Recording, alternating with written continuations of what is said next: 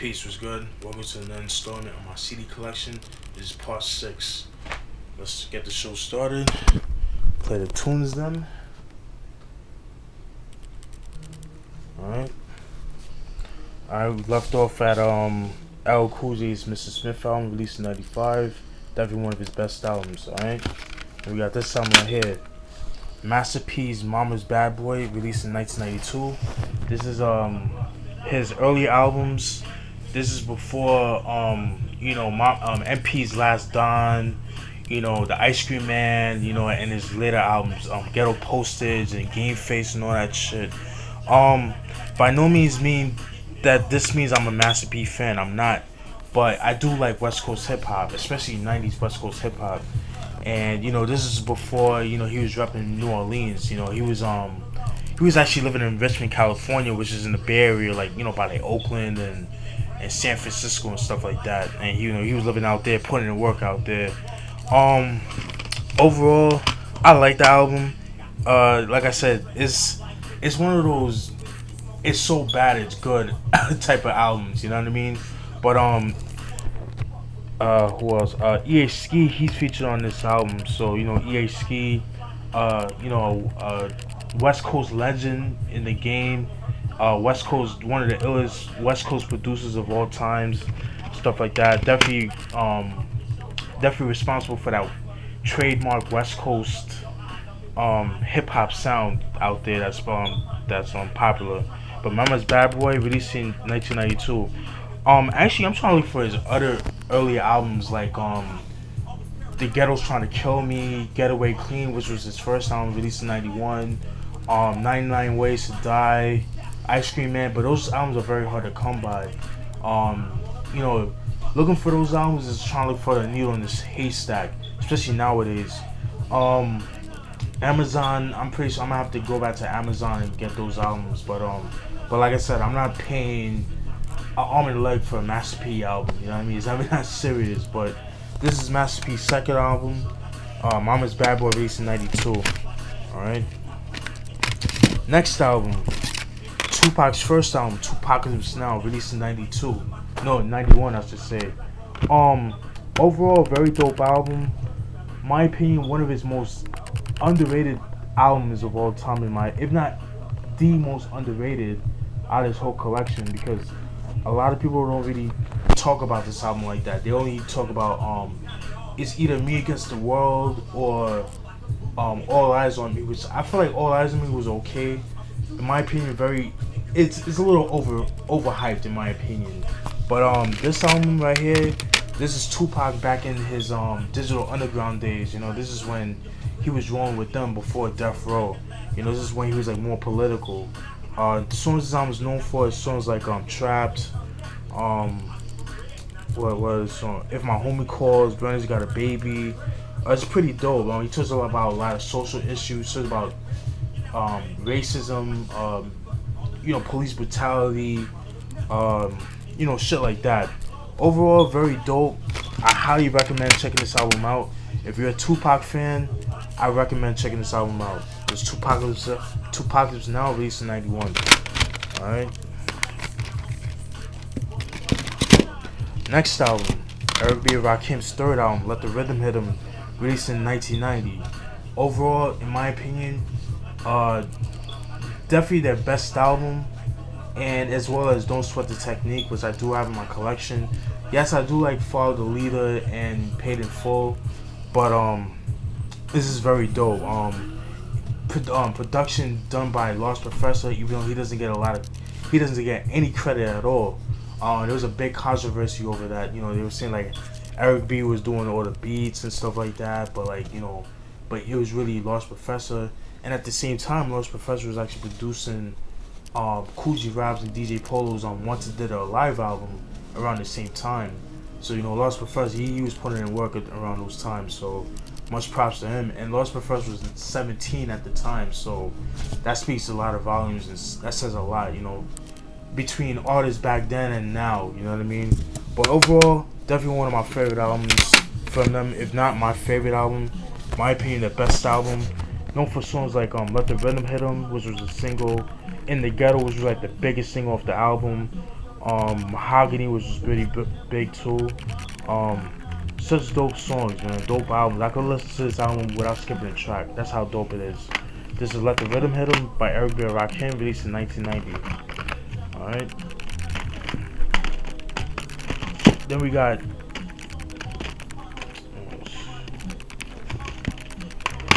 Double X Posse, or Double X, shortening for Double X. Double X Posse, you guys, or Double X, you guys should know them from the that single "Not Gonna Be Able to Do It," which was big back in the early '90s. This one they really went hardcore. I mean, even though in the first album, "Put Your Boots Down," which I'm trying to get a copy of, but that shit's hard to come by. This is definitely my favorite album from them. Very dope, very gritty beats. Productions, they do all the beats and stuff like that. Very hardcore beats. Definitely an epitome of mid '90s hip hop. This was released in '95. The only song I believe they didn't do was Money Talks, which was produced by Lord Finesse. Definitely one of Lord Finesse's illest beats. Flip it around. Yeah, Money Talks was, I believe, was like the only single off the album, and there is a video for that, and that was it. All the rest of the songs are fucking tough, man. Like I said, some of these songs I feel like should have been on New Jersey Drive. Should have been featured on New Jersey Drive, in my opinion. That's how dope this album is. They're from Illtown, which I believe is South Orange, New Jersey, if I'm not mistaken. Somebody, all my Jersey heads, let me know about that. I know you guys will school me on that. But or I think they're from Illtown or Jersey City. But I want to say they're from East Orange or South Orange, New Jersey. But very dope, very underrated, very slept on. Definitely one of the best songs to come out of '95. '95 was an L year for hip hop. For both coasts, both West Coast, East Coast, South, North, Canada, all that shit. Then we got Killah Priest's first album, Heavy Mental, released in 1998. Very dope album. Killah Priest definitely puts in work. This is when he used to have braids and shit like that. Songs his album was known for, Cross My Heart, One Step, which uses the Al Green sample. From Then Till Now was a very dope song. That song actually introduced me to Killah Priest. Most notably when if you have seen the movie Ghost Dog, where Ghost Dog, when he first starts, he breaks into the car, he's about to kill Pretty Lou or whatever his name was, the Pretty Frankie, I forgot what his name was in the movie, but when he killed the first mob guy and stuff like that, when he was playing the car, that was the song. And yeah, man, this is a dope song. This is a dope album. I highly recommend it for fans of like early like late '90s Wu fam affiliated albums, or just if you're a fan of Wu-Tang, I definitely recommend checking this album out. Killah Priest, definitely one of his best albums. Very, very good, very dope. One of the best albums to come out of '98 in my opinion. Alright. Hold on, let me change the song. Alright. Next album is Big Daddy Kane's Daddy's Home, released in 1994. My opinion, this is actually my favorite album from Big Daddy Kane. Very slept on. I kind of felt like Big Daddy Kane, I would say that after it's a Big Daddy Kane thing that was released in after his second album, the hype over Big Daddy Kane kind of died down. Most notably when he came out with the album Prince of Darkness, or I think it was the Prince of Darkness or the Taste of Chocolate. Well, after his second album, people kind of stopped checking for him because of the route that he went by. He went for the more female-oriented audience. He started doing more love songs and stuff like that.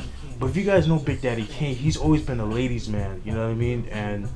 But he still rips the mic. He's still ill on the mic. You know what I mean? But I guess like this album and It Looks Like a Job For, which I don't have in my collection. You kind of went for the more hardcore route. This was like kind of like the answer to fuck all you haters. This is me. I'm doing the street shit. You know what I mean? This is that album, as well as the album before that. Singles this album was known for are In the PJs, which they have a video for. and Show and Prove, which was like the big song as well. As you can see, the Caesar Houses, I guess that's the project where he's from and stuff like that. Very dope album, very underrated in my opinion.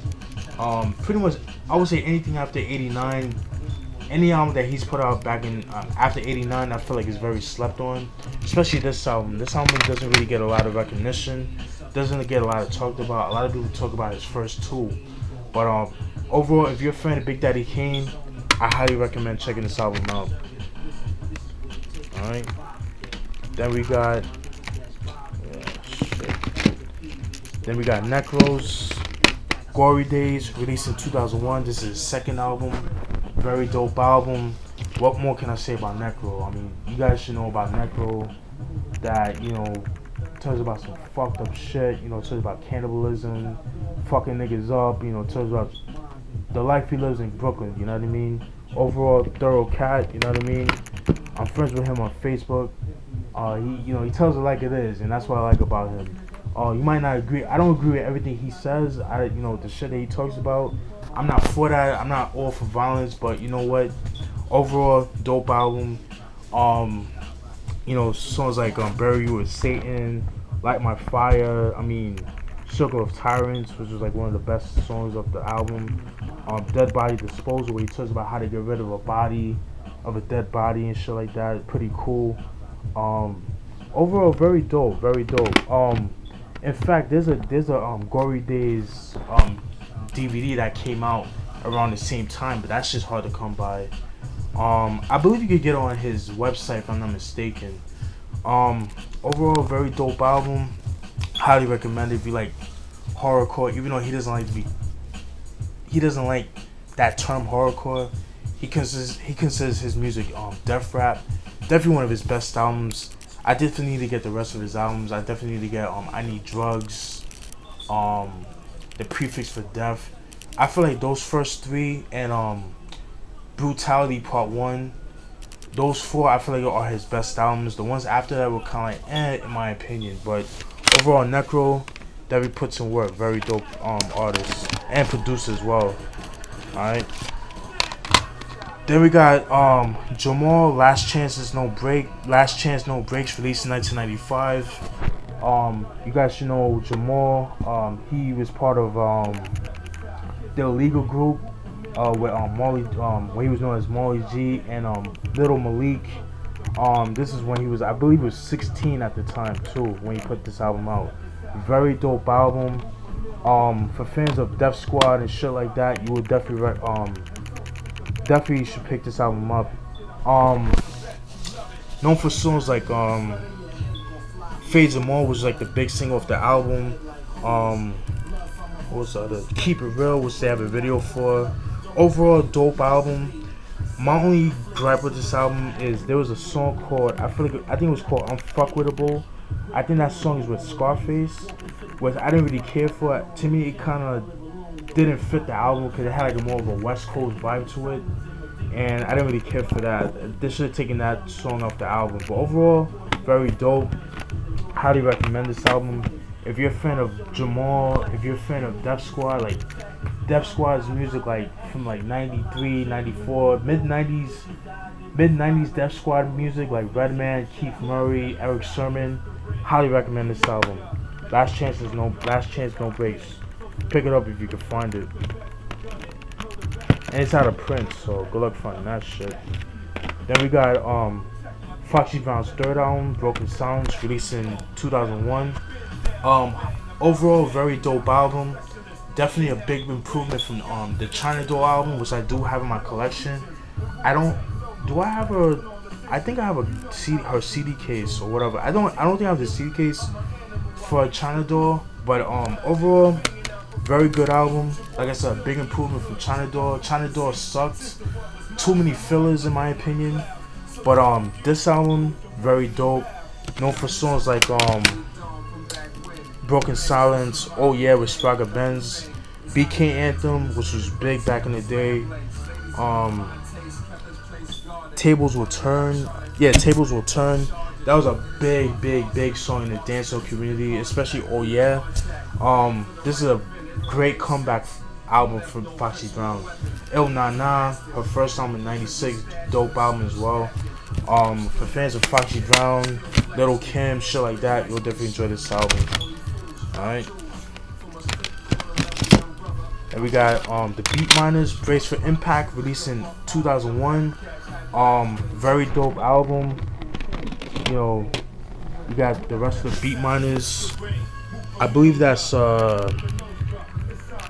Chakatai, if I'm not mistaken, Mr. Walt, Evil D, Baby Paul, and Rich Black. Rich Black, he's a dope producer. Rich Black, he's known for his production. He's known for like Fist of Bundy, Pitch Black, like that early shit from like the mid to late 90s. Very dope. Highly recommend this album. But if you're expecting like, you know, dirty Beatminerz like from like the mid 90s to early to mid 90s, you'll be slightly disappointed. It's not as gritty as their earlier stuff back in the 90s, but it's definitely a dope album. I recommend checking it out. Highly recommend it. If you're a fan of Beatminerz, Black Moon and stuff like that, pick it up. Their other album they put out, I believe it was called I believe they put out back in 04 or 05, called Fully Loaded with Static. I didn't care for that. That was a disappointment in my opinion. I don't have it in my collection, thank God, because I was kind of disappointed with that shit. Then we got Dr. Dre's 2001 album, The Chronic 2001, released in 1999. Classic album, definitely a must-have in your collection. If I had to choose between this one and the first Chronic, I would have to choose the first Chronic. This was a dope album, definitely a comeback album for Dr. Dre. But the first Chronic definitely holds a special place in my heart. But this is a dope album. Songs this album was known for Still DRE, which was a big song back in the day. What's the Difference was like one of the best songs off the album. Forgot About Dre, which was pretty big back in the day. The Next Episode was big back in the day as well. Definitely an iconic West Coast hip hop album, or iconic hip hop album in general. Very dope album. Dr. Dre 2001, released in 1999. Excuse me. Then we got Fat Joe's second album, Jealous One's Envy, released in 1995. Very dope album. In my opinion, Fat Joe, his first 3 albums are my favorite albums. Represent, which I do have in my collection. This album and Don Cartagena, which I don't have in my collection. I do need to get it. But this album is fucking sick. You know, this album, he has a lot more subject matter. Whereas, you know, Represent was like more braggadocio, gangster street shit. You know what I mean? Songs this album is known for are Success, Envy, Shit Is Real, the DJ Premier remix. They have the Success, the DJ Premier remix. That was, to me, shits on the Success song. Notable songs, Watch Out, that's featuring Terror Squad. You hear a young Big Pun. That was actually Big Pun's first appearance on Wax, just to let you guys know about that. Very dope song. Big Pun, he does his thing on that album. My only gripe with this album, I wish Firewater was on this shit, because Firewater was actually the B-side to the single Envy. I wish Firewater came out on this album, then this album would have been a dope album. Overall, it's a dope album, don't get me wrong, but you know, I feel like Firewater should have been on it. But anyways, then we got Smif-N-Wessun's Dah Shinin, very dope album, classic, must have. I don't care what nobody says. Very gritty, very dark. It's so good. Like, I always have debates which albums are better, or always constantly fight with myself which album is better. This album or Enter the Stage, which album I like better.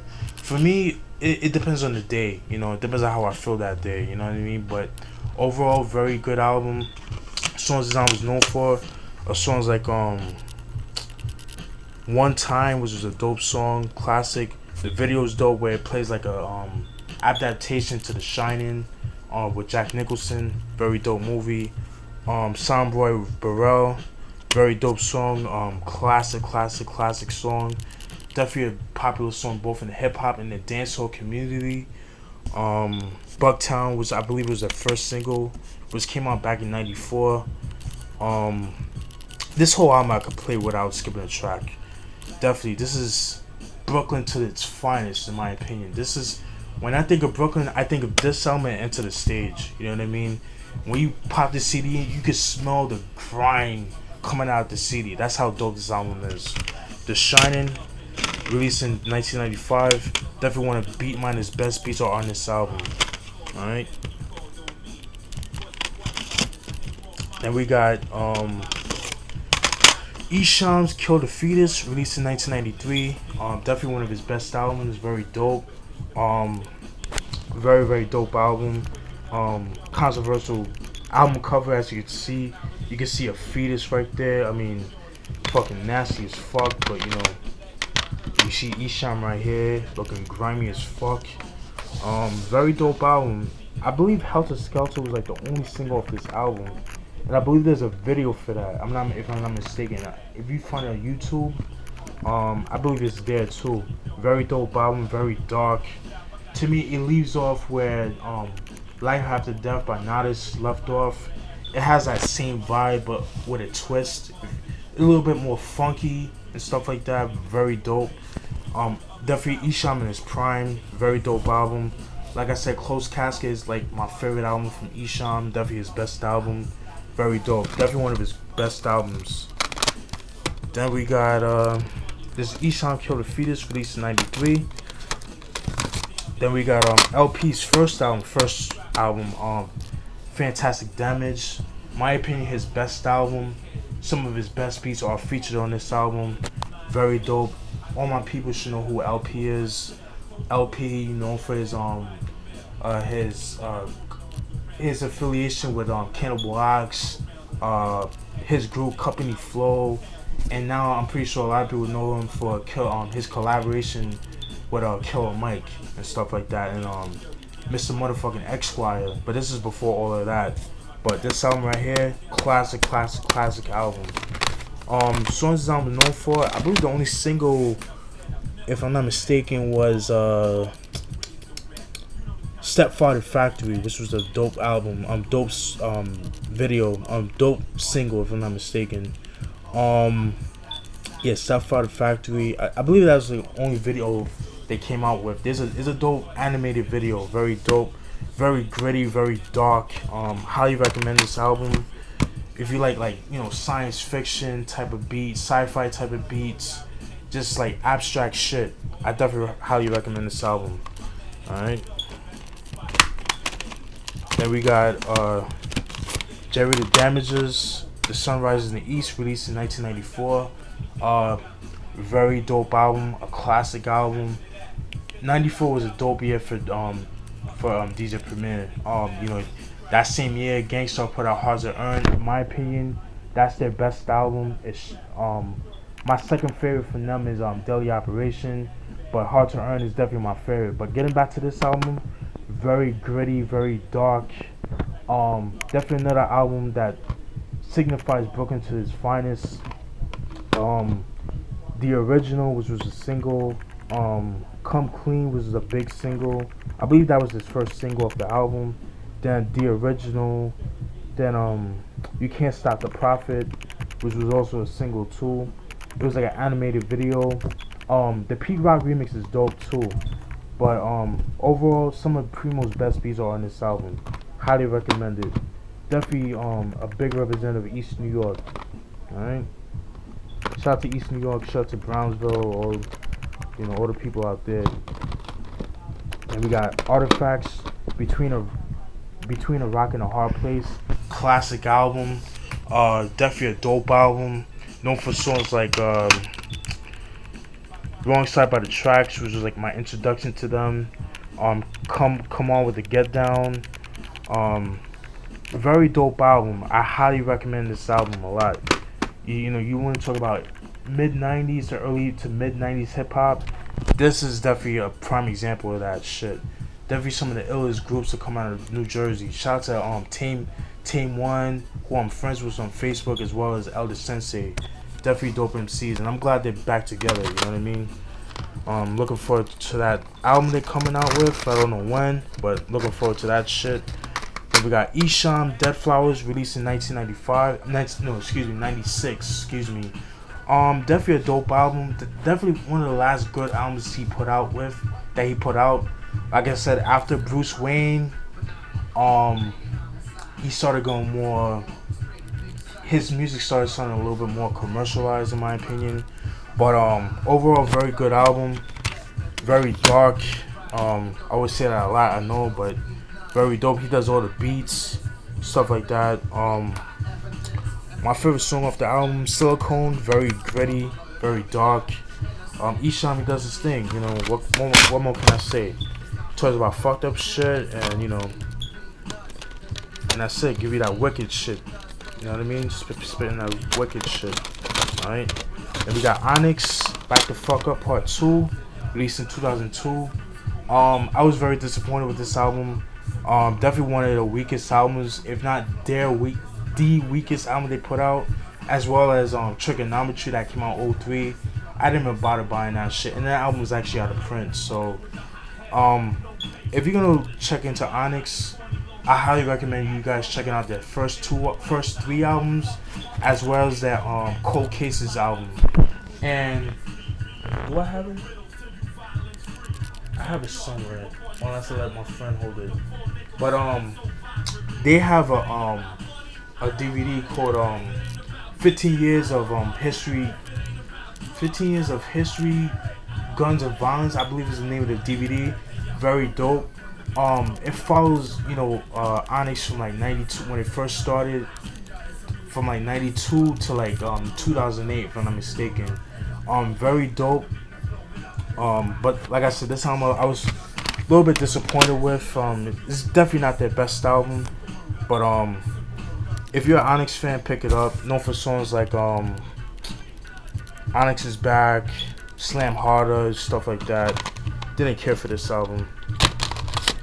Then we got Onyx's best album, in my opinion. All We Got Is Us, released in 1995. Very dope, very gritty, very dark.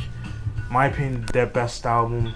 Love the sound of this album. You know, known for songs like this song, Last Days, All We Got Is Us, Shout, which I feel like it should have been a better, which should have been a single.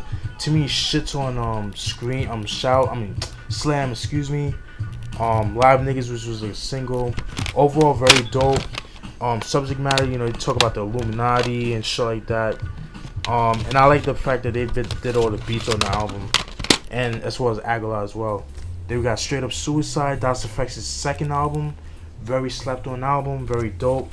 Known for songs like this song Freak It, which was a single. Back in Effect, Caught in the Act. The Primo remix for this song is pretty dope. Highly recommend it. Check that shit out.